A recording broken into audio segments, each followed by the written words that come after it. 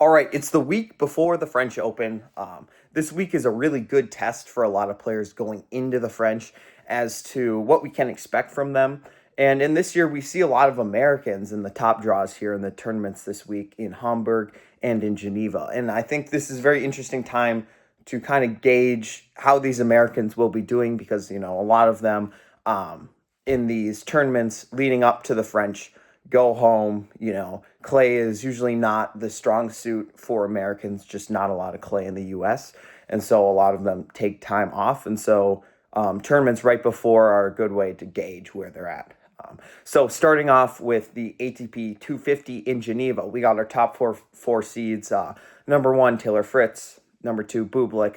Three, Cam Norrie. And four, Tien. Also lingering in the draw, we got a 5 seed, Rinderknech, and 6 seed, Ruud.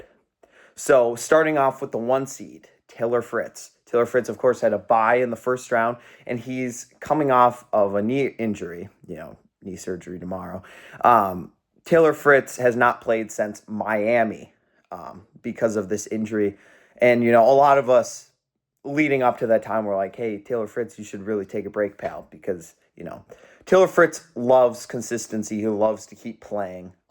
But that's not good for his career, And it's kind of crazy how consistent his results were, even though he was dealing with those injuries. But yeah, so this will be a really good test. So because of his first round bye, he will now be playing Alexei Popyrin. Popyrin, a very interesting player because Popyrin is 26 years old. He should be in the prime of his career.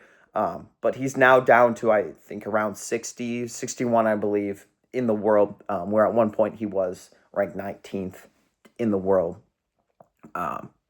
However, this year he's had some good results, losing to Tiafoe in Houston, Ruud in Monte Carlo, tough loss to American Martin Dam in Madrid, and a loss to, Jannik Sinner in Rome. So Popyrin will be a great test for Fritz. Fritz, is very well equipped to play through injuries. So I don't know where he'll be with his injury, if he's fully recovered or not. I would guess probably not, knowing Taylor Fritz.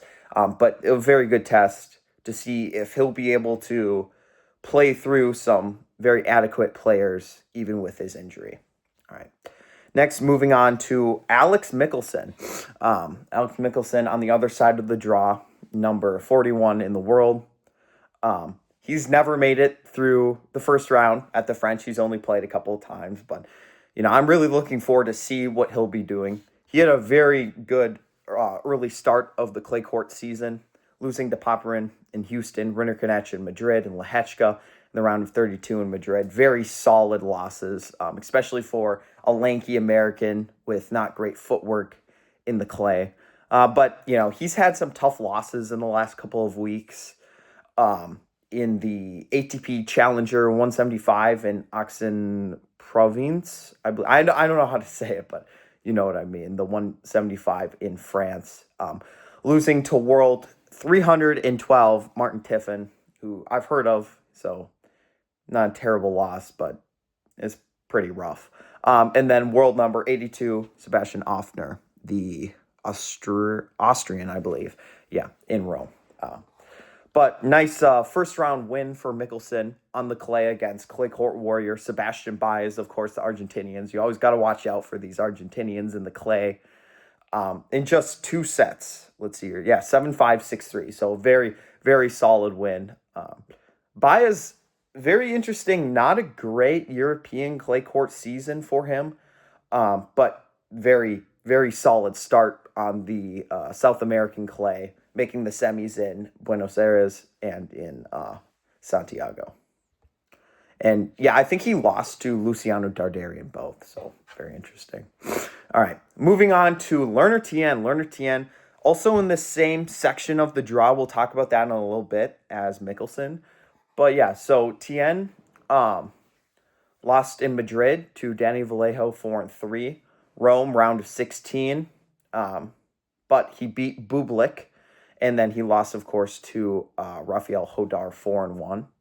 And, Tien, we always have some great French Open hopes for Tien because, of course, he is coached by Michael Chang, the 1989 French Open champion. So very interesting to see how he will do. He is one of these just solid baseline guys.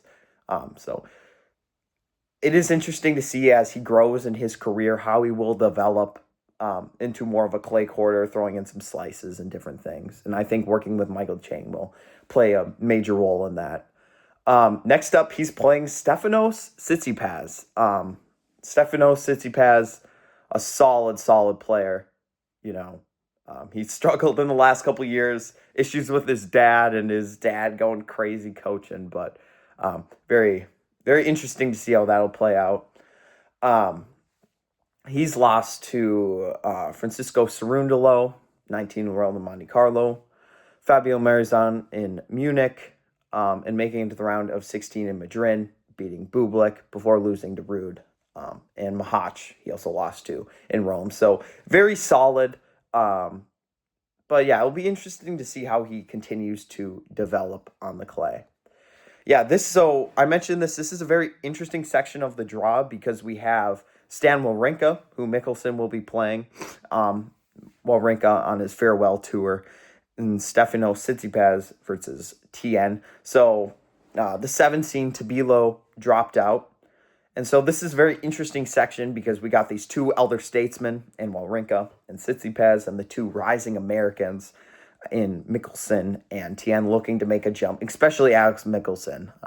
So it'll be interesting to see who will make the semi from this section because, Wawrinka probably won't. He's been struggling. He was in a 3-set war against the lucky loser who took Tabilo's spot. Bronchio, I'm not sure exactly how to say it, but a bomb Italian, I'll just say that. So yeah, so it'll be interesting to see who will come out. So Tsitsipas could come out, which would be crazy to see him coming back in a really, really interesting section. And yeah, also to see Tien maybe make a jump or Mickelson make a jump will be interesting, especially going into the French. Who's ready, who's equipped with some good wins going in. All right, moving on to Hamburg, the ATP 500 there. This tournament I found super crazy because your top 3 seeds in FAA, Auger Aliassime, as you know, and number 2, Ben Shelton, and 3, Alex de Minaur. Great players, but of course, they are hard court players, I would say, for the most part. So I'm very curious to see how this plays out. The 4 seed, Fabio Caboli, he's our clay court player. He's got the Hulk tattoo. He's all ready to fight it out. But I would be curious to see how these top 3 hard court players really fare themselves on the clay going into the French. So yeah, starting off in Hamburg with the 8 seed Tiafoe. Tiafoe with a nice 4-4 win over Hamburg wildcard young Diego Didura. Tiafoe hasn't played much on clay. He dropped to the Rome qualifier Pellegrino in the Rome Masters. Pellegrino making a bit of a run in Rome, but yeah, it is interesting to see what Tiafoe will do. Tiafoe was a quarterfinalist at Roland Garros last year, the French Open.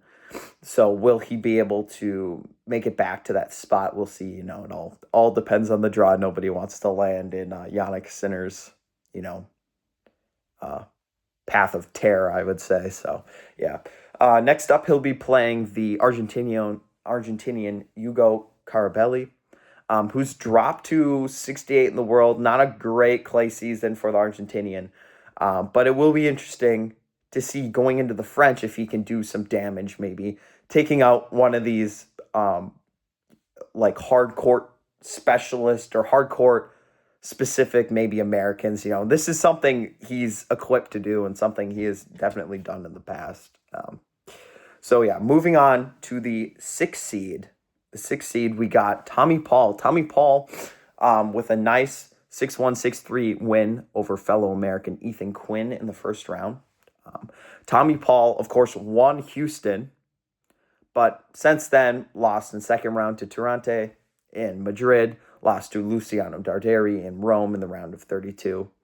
So honestly, a decent clay court season for Tommy Paul. Tommy Paul is a fighter. He's one of these better American clay quarters, I would say, because of the fight that he brings to the table. Yeah, and Tommy Paul also, like Tiafoe, made it to the quarterfinals last year in the French Open. Next up, though, he's playing the GOAT. He's playing, that's a joke, Thomas Martin Etcheverry, another Argentinian. Paul is 2-0 against Etcheverry. He played him in Houston earlier this year in the quarterfinals, but this is a very cool match to see pop up because Etcheverry is a solid clay quarter. He's really risen this year on the clay, winning Rio, the 500, the ATP 500 there, and making it to the round of 16 in both Monte Carlo and Madrid. So Etcheverry, this is a crazy test for Paul. Can Paul get over the line against a solid Argentinian? Yeah. Moving on to Ben Shelton. Ben Shelton is the 2 seed in the same sort of section as Paul. We'll get to that in a little bit. Yeah, but Shelton, very, very telling tournament. He won Munich, of course, winning over Fonseca and beating Fabio Capoli in the final. And this was the biggest title for an American since Andre Agassi winning Rome in 2002. As you know, we all saw this headline. Yeah, but ever since then, he's had some tough first round losses in Madrid and Rome. And so that's a bit peculiar because Shelton is usually able to win these earlier rounds.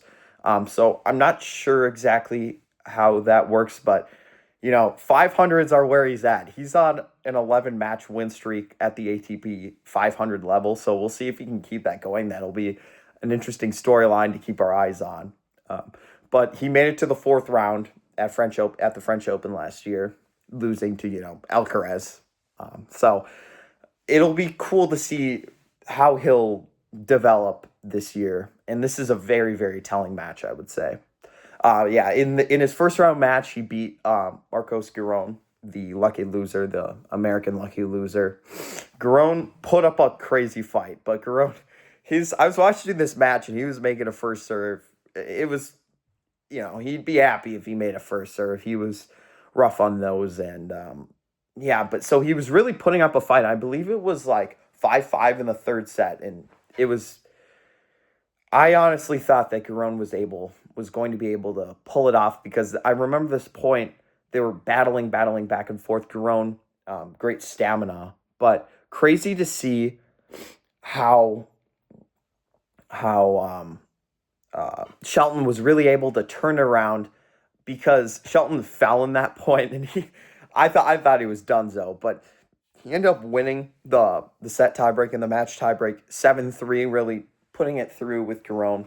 And next up, he's playing the German hometown hero, Daniil Altmaier, which will be a great test. Altmaier just kind of always like hanging around these draws. I was just kind of he's one of those guys just kind of always there. So I think that'll be a great test to see how Altmaier will face against Shelton. Yeah, and Shelton and Paul are in the same section of the draw. Of course, Paul playing Etcheverry and Shelton playing Altmaier. So I would like to see one of these Americans take that semifinal spot, putting them in a prime position going to the French Open. But these tournaments are always interesting because as they go towards the end of these tournaments, they're not always a great sign of what's to come at the French because they might be saving things. They might be ready to travel out because, of course, they're going to put these tournaments to the wayside for something as big as the French. Yeah, so I think these tournaments coming up here, in summary, very, very important for the Americans. Clay is not the specialty for Americans. It's just not what America is good at.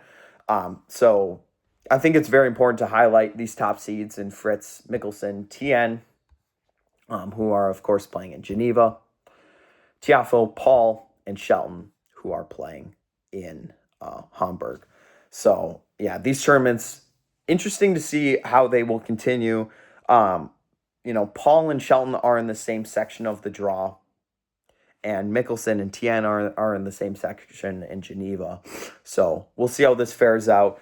The correlation between tournaments the week before a major and how players fare in Grand Slams is a little rocky. We've seen, some random player come up and win one of these tournaments and then fall in the first round. But I think the French Open in particular and the tournaments leading up to it for the Americans is very, very important, especially because Americans are not playing much on clay. So it's good to see how they fare on clay early on in terms of making a run in the French. So, yeah, so continue to keep up on these Americans, and I cannot wait for the French Open. We'll see how it goes. Come on.